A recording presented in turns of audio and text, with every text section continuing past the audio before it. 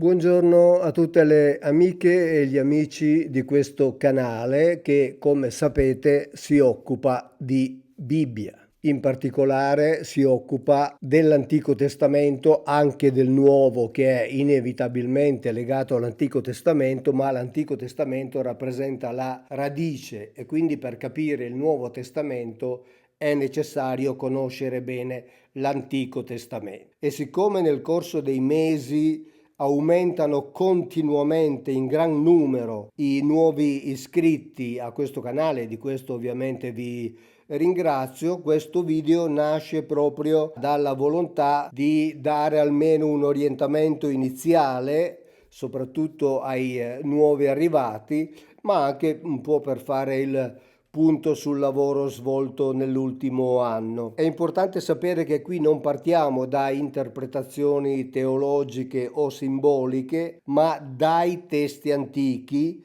per quello che sono nel loro contesto storico e linguistico. Quindi partiamo dai testi antichi per come sono scritti e sempre con il solito criterio che dal 2010 vado ripetendo, facendo finta che siano veri, perché sono certezze che non abbiamo. Ma siccome la teologia e la religione dicono che sono veri, sono talmente veri che sono stati ispirati da Dio, anche noi facciamo finta che siano veri, però diciamo una cosa, facciamo finta che siano veri, quindi andiamo a cercare di capire esattamente ciò che dicono. Sono temi che abbiamo trattato quest'anno e che voi avete dimostrato di gradire, di aver gradito in modo particolare, tipo per esempio si parla spesso di rivelazioni o di segreti nascosti, ma in realtà molto è già scritto nei testi se li si legge con attenzione. Per esempio uno dei testi di certo più citati ma meno letti direttamente è il cosiddetto libro di Enoch e abbiamo cominciato a farlo e proseguiremo. Però entrare in un testo significa anche comprenderne la struttura e il linguaggio, quindi non soltanto lavorarci con interpretazioni, ma capire realmente che cos'è quel testo, che cos'è stato nella storia, che evoluzione ha avuto nel corso dei secoli, ad esempio, perché è fondamentale per capirne il reale significato. E dobbiamo anche tenere a mente che i testi biblici non nascono isolati, ovviamente, ma nascono all'interno di un mondo culturale molto più ampio. Ho detto più volte che la Bibbia è una sorta di riassunto di racconti antichi molto più vasti, molto più ampi e spesso anche molto più ricchi di particolari che ci aiutano a chiarire la Bibbia stessa, e la Bibbia peraltro in alcuni punti ci aiuta a chiarire e a comprendere meglio altri testi. Anche l'immagine di Dio cambia, ad esempio, se si leggono i testi senza filtri successivi, senza la lente della teologia. Direi che sembra quasi una battuta, ma l'immagine di Dio cambia fino al punto quasi di scomparire da quei testi, almeno quell'immagine di Dio che su quei testi è stata costruita. Anche perché in realtà la Bibbia ci parla di Yahweh, il cosiddetto Dio, attribuendogli delle caratteristiche totalmente diverse da quelle che gli attribuisce la teologia, caratteristiche che sono molto concrete, molto più concrete e direi molto più affascinanti, così come pure una rivisitazione dei passi che riguardano gli angeli. Diciamo che molti equivoci nascono proprio dal modo con cui noi proiettiamo idee moderne sui testi antichi e quindi descriviamo gli angeli così come ce li siamo costruiti nei secoli, così come li ha costruiti la teologia nei secoli e non come sono invece descritti realmente. Maria Valtorta. Lei diceva di ricevere delle informazioni direttamente da Gesù e anche lei ha fornito in una sua opera monumentale una interpretazione delle vicende dell'Antico Testamento che è particolarmente interessante, particolarmente curiosa, particolarmente in attesa, visto che arrivano da una mistica. Lei è conosciuta soprattutto per un suo libro di 5.000 pagine, era chiamato Il poema dell'uomo Dio. E poi è stato intitolato anche L'Evangelo così come mi è stato rivelato. Va detto che è un libro molto controverso sia all'interno che all'esterno della Chiesa. La cosa è normale perché il tema è molto sensibile e soprattutto anche perché ci sono delle affermazioni che possono mettere un po' in crisi anche i fedeli. E avendo cominciato gli uomini a moltiplicarsi sulla terra e avendo avuto delle figliole, i figli di Dio, i figli degli Elohim, e qui poi precisa, o figli di Set, e cita qui Genesi 5:3. Set era il terzo figlio di Adamo, dopo che Caino aveva ucciso Abele e Caino era stato cacciato, e quindi Set rappresentava la linea pura, quella che ancora conteneva gran parte del DNA degli Elohim, tant'è che il libro è stato inserito nell'indice dei libri proibiti e ci è rimasto fino a quando nel 1966 l'indice dei libri proibiti è stato abolito. Il libro di Enoch in realtà è il Pentateuco di Enoch, cioè è formato da 5 libri che sono il libro dei vigilanti, il libro dei giganti, poi sostituito dal libro delle parole,